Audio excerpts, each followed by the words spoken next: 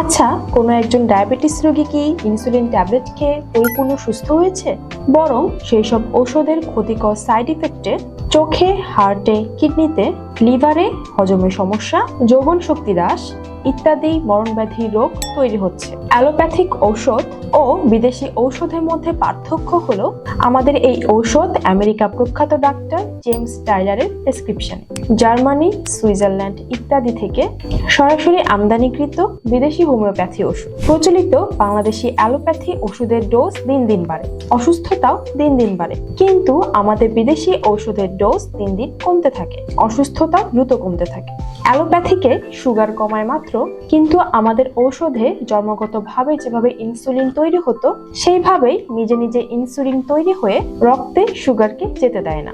ব্যাস, আপনি সুস্থ হতে থাকেন। অ্যালোপ্যাথিকে পছন্দের খাবার খেতে পারেন না, কিন্তু এই চিকিৎসায় রোগী পূর্বের মতো ধীরে ধীরে অনেক খাবারই খেতে পারছেন, আলহামদুলিল্লাহ। সবচেয়ে বড় কথা হলো ঔষধে কাজ না হলে তাৎক্ষণিকভাবে পুরো টাকা ফেরত পাবেন। বিস্তারিত জানতে ও অর্ডার করতে অর্ডার নাও বাটনে ক্লিক করুন।